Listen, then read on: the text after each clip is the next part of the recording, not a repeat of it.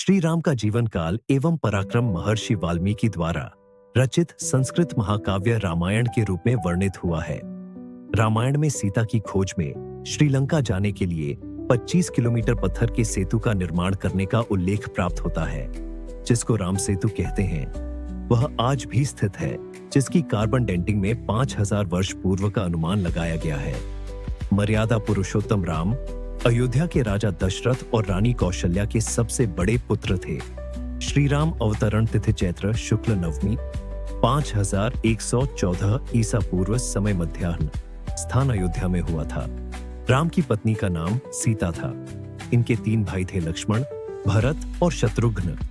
हनुमान राम के सबसे बड़े भक्त माने जाते हैं। राम ने लंका के राजा रावण का वध किया। श्री राम की प्रतिष्ठा मर्यादा पुरुषोत्तम के रूप में है। श्री राम ने मर्यादा के पालन के लिए राज्य, मित्र, माता पिता, यहाँ तक कि पत्नी का भी साथ छोड़ा। इनका परिवार आदर्श भारतीय परिवार का प्रतिनिधित्व करता है। राम रघुकुल में जन्मे थे, जिसकी परंपरा प्राण जाहु बरु बचन न जाई की थी। राम के पिता दशरथ ने उनकी सौतेली माता कैकेयी को उनकी किन्हीं 2 इच्छाओं को पूरा करने का वर दिया था। कैकेयी ने दासी मंथरा के बहकावे में आकर इन वरों के रूप में राजा दशरथ से अपने पुत्र भरत के लिए अयोध्या का राज सिंहासन और राम के लिए 14 वर्ष का वनवास मांगा। पिता के वचन की रक्षा के लिए राम ने खुशी से 14 वर्ष का वनवास स्वीकार किया। पत्नी सीता ने आदर्श पत्नी का उदाहरण देते हुए पति के साथ वन जाना उचित समझा। भाई लक्ष्मण ने भी राम के साथ 14 वर्ष वन में बिताए। भरत ने न्याय के लिए माता का आदेश ठुकराया और बड़े भाई राम के पास वन जाकर उनकी चरण पादुका ले आए। फिर इसे ही राजगद्दी पर रखकर राजकाज किया। जब राम वनवासी थे, तभी उनकी पत्नी सीता को रावण हरण कर ले गया। जंगल में राम को हनुमान जैसा मित्र और भक्त मिला, जिसने राम के सारे कार्य पूरे कराए। राम ने हनुमान, सुग्रीव आदि वानर जाति के महापुरुषों की सहायता से सीता को ढूंढा। समुद्र में पुल बनाकर लंका पहुंचे तथा रावण के साथ युद्ध किया। उसे मारकर सीता जी को वापस लेकर आए। राम के अयोध्या लौटने पर भरत ने राज्य उनको ही सौंप दिया। राम न्याय प्रिय थे। उन्होंने बहुत अच्छा शासन किया, इसलिए लोग आज भी अच्छे शासन को राम राज्य की उपमा देते हैं। इनके 2 पुत्रों कुश, लव ने इनके राज्यों को संभाला। वैदिक धर्म के कई त्योहार जैसे दशहरा, रामनवमी और दीपावली राम की वन कथा से जुड़े हुए हैं। आज के समाज में बढ़ती अनैतिकता, लालच, झूठापन, लूट खसोट में श्री राम के मर्यादा स्वरूप व्यक्तित्व की, उनके नैतिक आचरण की, उनके त्याग की, उनके सत्य, करुणा, क्षमा, धैर्य, पराक्रम की प्रासंगिकता बहुत बढ़ जाती है। राम का जीवन हमेशा ही पथ प्रदर्शक का काम करता रहेगा। पुराणों में श्री राम के जन्म के बारे में स्पष्ट प्रमाण मिलते हैं कि श्री राम का जन्म वर्तमान उत्तर प्रदेश के जिला अयोध्या नामक नगर में हुआ था। अयोध्या, जो कि भगवान राम के पूर्वजों की ही राजधानी थी। रामचंद्र के पूर्वज रघु थे। भगवान राम बचपन से ही शांत स्वभाव के वीर पुरुष थे। उन्होंने मर्यादाओं को हमेशा सर्वोच्च स्थान दिया था। इसी कारण उन्हें मर्यादा पुरुषोत्तम राम के नाम से जाना जाता है। उनका राज्य न्यायप्रिय और खुशहाल माना जाता था। इसलिए भारत में जब भी स्वराज की बात होती है तो रामराज या राम राज्य का उदाहरण दिया जाता है। धर्म के मार्ग पर चलने वाले राम ने अपने 3 भाइयों के साथ गुरु वशिष्ठ से शिक्षा प्राप्त की। किशोरावस्था में गुरु विश्वामित्र उन्हें वन में राक्षसों द्वारा मचाए जा रहे उत्पात को समाप्त करने के लिए साथ ले गए। राम के साथ उनके छोटे भाई लक्ष्मण भी इस कार्य में उनके साथ थे। ब्रह्मर्षि विश्वामित्र, जो ब्रह्मर्षि बनने से पहले राजा विश्वरथ थे, उनकी तपोभूमि बिहार का बक्सर जिला है। ब्रह्मर्षि विश्वामित्र वेद माता गायत्री के प्रथम उपासक हैं। वेदों का महान गायत्री मंत्र सबसे पहले ब्रह्मर्षि विश्वामित्र के ही श्रीमुख से निकला था। कालांतर में विश्वामित्र जी की तपोभूमि राक्षसों से आक्रांत हो गई। ताड़का नामक राक्षसी विश्वामित्र जी की तपोभूमि बक्सर बिहार में निवास करने लगी थी तथा अपनी राक्षसी सेना के साथ बक्सर के लोगों को कष्ट दिया करती थी। समय आने पर विश्वामित्र जी के निर्देशन में प्रभु श्री राम के द्वारा वहीं पर उसका वध हुआ। राम ने उस समय ताड़का नामक राक्षसी को मारा तथा मारीच को पलायन के लिए मजबूर किया। इस दौरान ही गुरु विश्वामित्र उन्हें मिथिला ले गए।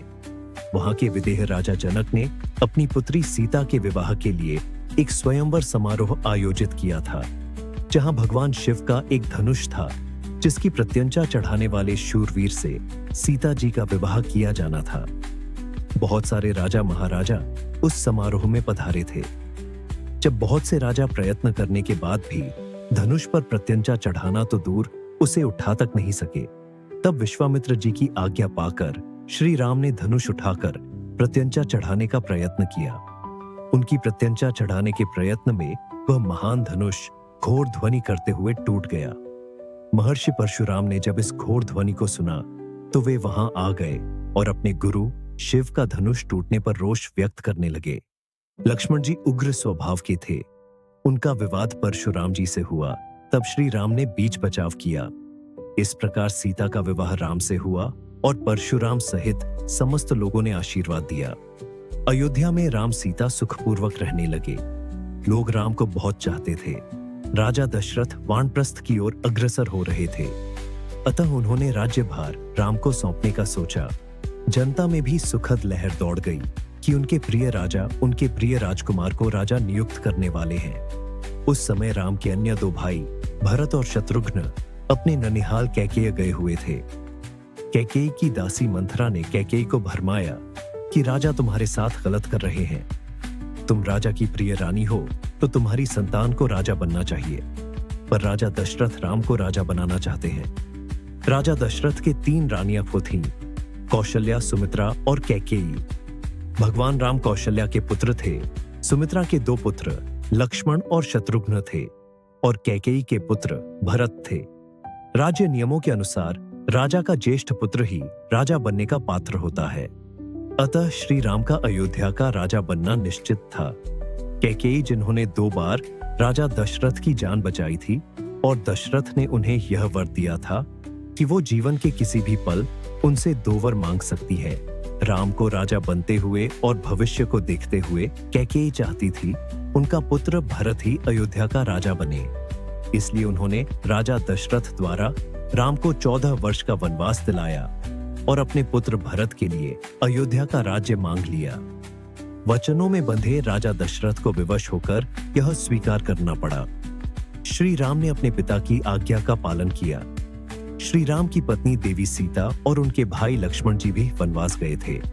वनवास के समय रावण ने सीता जी का हरण किया था। रावण एक राक्षस तथा लंका का राजा था। रामायण के अनुसार जब राम, सीता और लक्ष्मण कुटिया में थे, तब एक स्वर्णिम हिरण की वाणी सुनकर पर्णकुटी के निकट उस स्वर्ण मृग को देखकर देवी सीता व्याकुल हो गई। रामचंद्र अपनी भार्या की इच्छा पूरी करने चल पड़े और लक्ष्मण से सीता की रक्षा करने को कहा। कपटी मारीच राम जी को बहुत दूर ले गया ताकि रावण सीता जी का हरण सरलता पूर्वक कर सके। योजनानुसार रावण ने सीता का हरण कर लिया। इस धोखे का अनुमान लगते ही श्री राम ने स्वर्णिम हिरण का रूप धरे राक्षस मारीच का वध कर दिया। सीता को पुनः प्राप्त करने के लिए राम ने हनुमान, विभीषण और वानर सेना की सहायता से रावण के सभी बंधु बांधवों और उसके वंशजों को पराजित किया तथा लौटते समय विभीषण को लंका का राजा बनाकर अच्छे शासक बनने के लिए मार्गदर्शन किया। राम ने जब रावण को युद्ध में परास्त किया और उसके छोटे भाई विभीषण को लंका का राजा बना दिया। राम, सीता, लक्ष्मण और कुछ वानरजन ने पुष्पक विमान से अयोध्या की ओर प्रस्थान किया। वहां सबसे मिलने के बाद राम और सीता का अयोध्या में राज्याभिषेक हुआ। पूरा राज्य सकुशल समय व्यतीत करने लगा। सीता की सती प्रामाणिकता सिद्ध होने के पश्चात सीता अपने दोनों पुत्रों कुश और लव को राम के गोद में सौंपकर धरती माता के साथ भूगर्भ में चली गई। तत्पश्चात राम का जीवन भी पूर्ण हो गया था, अतः उन्होंने यमराज की सहमति से सरयू नदी के तट पर गुप्तार घाट में देह त्याग कर पुनः बैकुंठ धाम में विष्णु रूप में विराजमान हो गए।